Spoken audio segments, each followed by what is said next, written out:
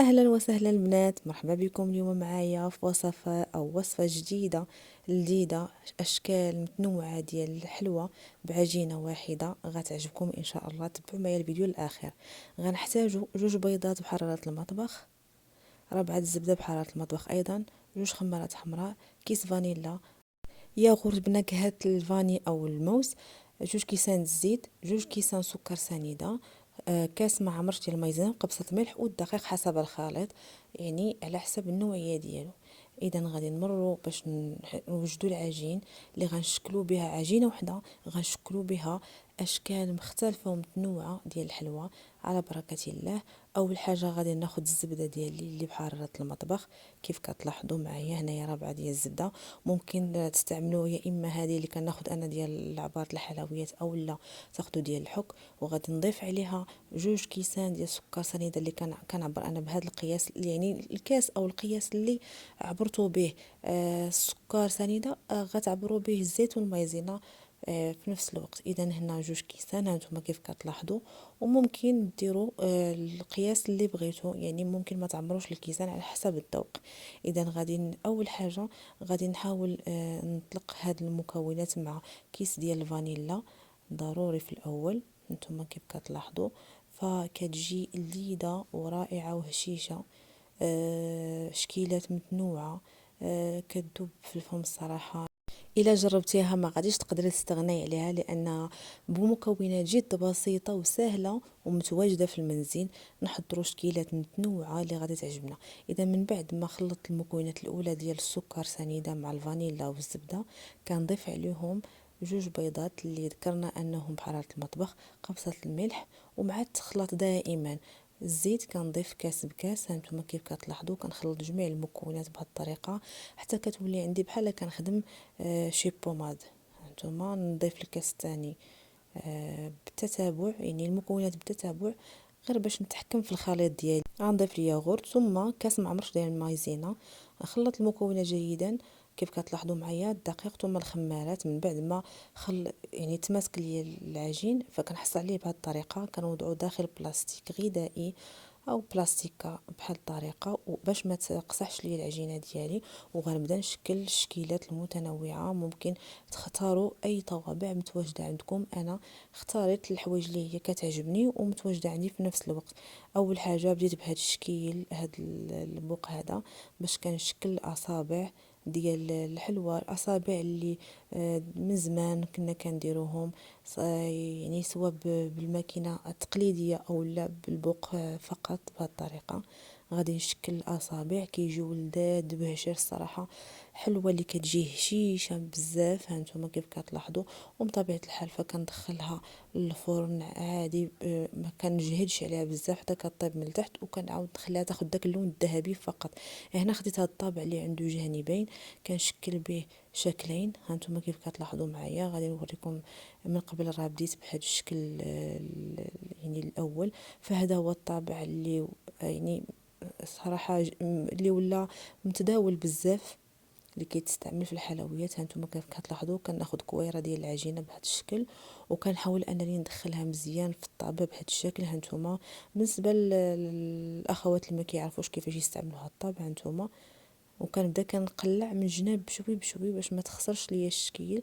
هانتوما شوفوا معايا مزيان فكيخرج الشكل زوين، على اساس انه من بعد ملي كطيب كنزوقها من الوسط باي حاجه متوفره عندي. هانتوما غادي نعاود معكم واحده اخرى. فسهله جدا، اشكال بسيطه، كميه ديال العجين كبيره. هانتوما كملت هذا الشكل وغادي ندوز لشكل اخر. خديت هاد الكويرات اللي شكلتهم وغادي ندوز لهذا ديال الشهده، الطابع ديال الشهده. هانتوما فكنضغط بهذه الطريقه سهله، فهي طريقه اللي هي سهله كتعطيني حلوى على شكل شهده. وكنكمل حتى كنحصل او كنكمل اللاطه كامله. كنحاول نبسطها غير واحد شويه باش كتثبت في اللاطه. اللاطه ما مدهوناش لان العجينه اصلا فيها الزبده، فلا داعي اننا ندهنوا اللاطه. كنحاول انني نثبت الكبيرات شويه وكنبسطهم باش الطابع كيجي واضح وباين وكيعطيني الحجم اللي بغيت. هانتوما شوفوا صافي وكنستمر بهذه الطريقه كنضغط عليهم وكان نزل الطابع من الفوق. صراحة شكيلات زوينين وكتار، كتعطي كمية كتيرة، كتر من 160 حبة. فصراحة يعني حليوات دوازتي رائعة. كتشكليها بالطريقة اللي بغيتي وكتزينيها بالمتواجد عندك في المنزل. هانتوما بلاطو اخر او صينية ديال الشهدة. هنا غادي ندوز للشكل اخر اولا نعم شكل اخر، الجهة الاخرى ديال الطابع اللي قلت لكم. فهاد الطابع متواجد فتقريبا خديته متواجد. هاد الطابع ما بقيتش عقلت شحال خديته بالضبط لانه رخيص بزاف. متواجدين هاد الطوابع ديال الحلويات.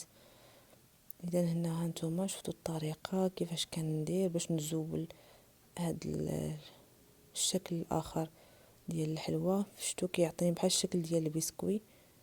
كنحاول نقرب لكم باش تشوفوا. الا حسينا بان العجينه ديالنا كتلصق لينا في الطابع، غادي نحاول ندوزوه في الدقيق، عاد نحطوا عليه العجينه. هنا من بعد ما طابوا الشكيلات كاملين اللي صاوبت، هانتوما الاصابع او الصبيعات، هاد الشكل هذا اللي خاوي من الوسط اللي غادي نعمرو شكيل ديال الشهده. هانتوما شفتوا. ثم عندي شكيل هذا اللي كيجي على شكل ورده. هانتوما الزبقه ديال الورده من الفوق كيجي بحال البسكوي. ثم هاد الشكيل كذلك اللي عندي حلزوني. يعني شكيلات كثيره وعطاني هذه كميه كثيره. هانتوما كيف كتلاحظوا معايا حتى كنحصلوا على داك اللون الذهبي في الحلوى. هنا شكلتها بداكشي اللي عندي. للاسف ما تواجدش عندي الشوكولات الاسود، فقط الشوكولات الابيض اللي تواجد عندي، وزينته بالفيرميسيل ودوك العقيق اولا الحبيبات الورديين كيف كتشوفوا. فحصلت على هاد الكميه ديال 2 بلاطويات اضافه الى كميه اخرى بقات عندي. فكتعطي كميه صراحه كثيره وشكل رائع لذيذ. ما كاينش اللي ما غاديش يذوقها وما يقولش لك الله يعطيك الصحه. لذيذه وهشيشه كتذوب في الفم. شوفوا معايا الشكيلات جربوها واكيد ما غتندموش. كيف قلت لكم انا ما توجد عندي الشوكولاط الاسود للاسف، فاستعملت فقط الشوكولاط الابيض والفيرميسيل وداك يعني اي حاجه عندكم في الدار ممكن تزينوا بها. الصبيعات كيجيو زوينين بالشوكولاط كحل كما عهدناهم من زمان، ولكن ماشي مشكل اننا نغيروا ونستعملوا الحوايج اللي هي متواجده عندنا. على امل اللقاء بكم في فيديو اخر. كنتمنى انكم تدعموني وتشتركوا في القناه اللي باقي ما اشتركش. دعموني باللايكات ديالكم والكومنتات الرائعه والزوينه اللي كتزيد بيا القدام. كيف كتلاحظوا هانتوما الكميه الاخرى الاضافيه، فالصراحه تبارك الله كتعطي واحد الكميه زوينه. يعني شكيلات ديال الحلوى او دوازتي اللي غادي تعجبكم وغتعجب الوليدات وغادي تفيدك، غتعاونك في مائده الكوتي ديالك دائما. فالطبيله دي كتكون مشكله وزوينه بمكونات بسيطه بعجينه واحده نخرجوا اشكال متنوعه ولذيذه وعاطيه المنظر. ونتمنى انكم دائما تزيدوني كيف قلت لكم الدعم ديالكم. لايك ثم اللايك، الاشتراك في القناه. الاخوات الاخوه اللي باقي ما اشتركوش فضلا وليس امرا اشتركوا والكومنتير زوين ديالكم. فبلا بكم ما كاين والو، وانتم هما الاساس. شكرا لكم وشكرا للاخوات الاخوان والاخوات اللي كيدعموني من الاول ومسانديني لحد الان. شكرا لكم كثير والى فيديو قادم احبائي. في امان الله، استودعكم الله، الى اللقاء.